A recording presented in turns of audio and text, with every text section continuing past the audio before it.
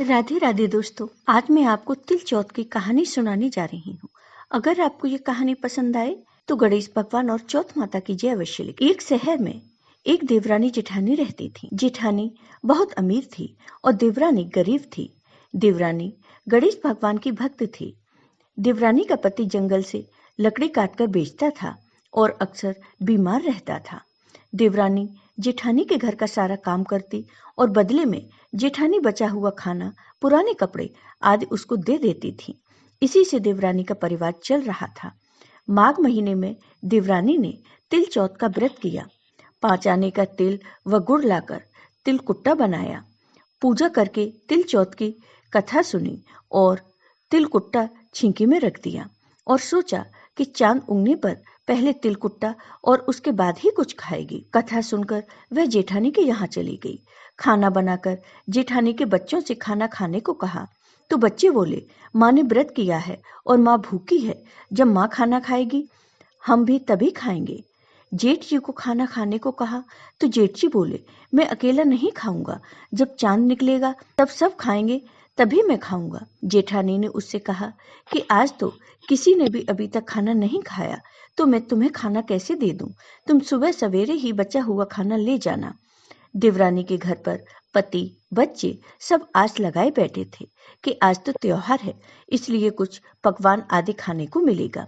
परंतु जब बच्चों को पता चला कि आज तो रोटी भी नहीं मिलेगी, तो बच्चे रोने। उसके पति को भी बहुत गुस्सा आया। कहने लगा, सारा दिन काम करके भी 2 रोटी नहीं ला सकती, तो काम क्यों करती हो? पति ने गुस्से में आकर पत्नी को कपड़े धोने के धोवने से मारा। धोवना हाथ से छूट गया तो पाटे से मारा। वह बेचारी गणेश जी को याद करती हुई रोते रोते पानी पीकर सो गई। उस दिन गणेश भगवान देवरानी के सपने में आए और कहने लगे, धोबने मारी पाटे मारी, सो रही है या जाग रही है? वह बोली, कुछ सो रही हूँ, कुछ जाग रही हूँ। तब गणेश जी बोले, भूख लगी है, कुछ खाने को दे दे। देवरानी बोली, क्या दूं? मेरे घर में तो अन्न का एक दाना भी नहीं है। जेठानी बचा खाना देती थी, आज वह भी नहीं मिला। पूजा का बचा हुआ तिलकुट्टा छींटे में पड़ा है, वही खा लो। तिलकुट्टा खाने के बाद गणेश जी बोले, धोबने मारी पाटे मारी, निपटाई लगी है, कहाँ निपटे? वह बोली, यह पड़ा घर, जहाँ इच्छा हो वहां निमट लो। फिर गणेश जी बच्चे की तरह बोले, अब कहाँ पहुंचूं? नींद में मग्न। अब देवरानी को बहुत गुस्सा आया कि कब से तंग किए जा रहे हैं, सो बोली, मेरे सर पर पहुंचो। और कहाँ पहुंचोगे? सुबह जब देवरानी उठी तो यह देखकर हैरान रह गई। पूरा घर हीरे मोती से जगमगा रहा था। सिर पर जहाँ गणेश जी पहुंचने कर गए थे, वहां हीरे के टीके व बिंदी जगमगा रहे थे। उस दिन देवरानी जेठानी के यहाँ काम करने नहीं गई। बड़ी देर तक राह देखने के बाद जेठानी ने बच्चों को देवरानी को बुलाने के लिए भेजा।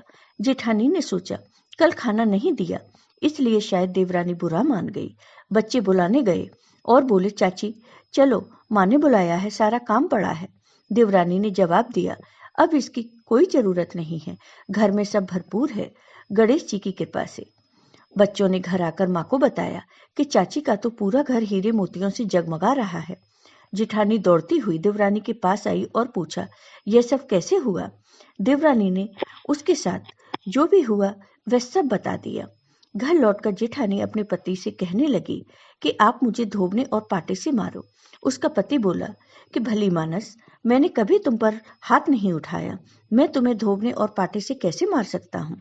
वह नहीं मानी और जिद करने लगी। मजबूरन पति को उसे मारना पड़ा। उसने ढेर सारा घी डालकर चूरमा बनाया और छींके में रखकर सो गई। रात को चौथ विनायक जी सपने में आए और कहने लगे, भूख लगी है, क्या खाऊं? जेठानी ने कहा, हे गणेश जी महाराज, मेरी देवरानी के यहाँ तो आपने सूखा तिलकुट्टा खाया था, मैंने तो झरते घी का चूरमा बनाकर आपके लिए छींके में रखा है। फल और मेवे भी रखे हैं, जो चाहे खा लीजिए।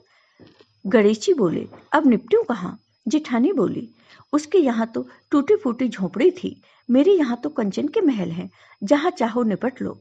फिर गणेश जी ने पूछा, अब पहुंचू कहाँ? जेठानी बोली, मेरे ललाट पर बड़ी सी बिंदी लगाकर पहुंच लो।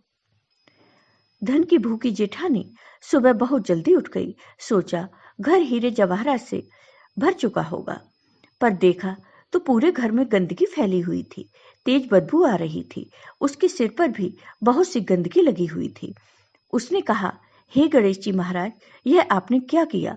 मुझसे रूठे और देवरानी पर टूटे। जेठानी ने घर की सफाई करने की बहुत कोशिश करी, परंतु गंदगी और ज्यादा फैल गई। जेठानी के पति को मालूम चला तो वह बहुत गुस्सा हुआ और बोला, तेरे पास इतना सब कुछ था, फिर भी तेरा मन नहीं भरा। परेशान होकर चौथ के गणेश जी से मदद की विनती करने लगी। गणेश जी ने कहा, देवरानी से जलन के कारण तूने जो किया था, यह उसी का फल है। अब तू अपने धन में से आधा धन उसे देगी, तभी यह साफ होगा। उसने आधा धन बांट दिया, किंतु मोहरों की एक हांडी चूल्हे के नीचे गाड़ रखी थी। उसने सोचा किसी को पता नहीं चलेगा, और उसने उस धन को नहीं बांटा। उसने कहा, हे गणेश जी, अब तो अपना यह बिखराव समेटो। वे बोले, पहले चूल्हे के नीचे गड़ी हुई मोहरों की हांडी सहित ताक में रखी हुई दो सुई के भी 2 हिस्से कर दो। ताक में रखी 2 सुई के भी हिस्से कर। इस प्रकार भगवान गणेश के बाल स्वरूप ने बाल स्वरूप में आकर सुई जैसी छोटी चीज का भी बंटवारा किया और अपनी माया समेटी। फिर जेठानी ने भगवान गणेश से क्षमा याचना की। भगवान गणेश की कृपा से अब देवरानी भी धनवान हो गई और खुशी खुशी अपने पति और बच्चों के साथ रहने लगी। तो हे गणेश भगवान, जैसे आपने देवरानी पर अपनी कृपा की, वैसी सब पर करना। जय हो भगवान गणेश की। आपको ये वीडियो पसंद आया हो तो कमेंट बॉक्स में कमेंट करके जरूर बताइए। साथ ही मेरे वीडियो को ज्यादा से ज्यादा शेयर करिए। धन्यवाद दोस्तों।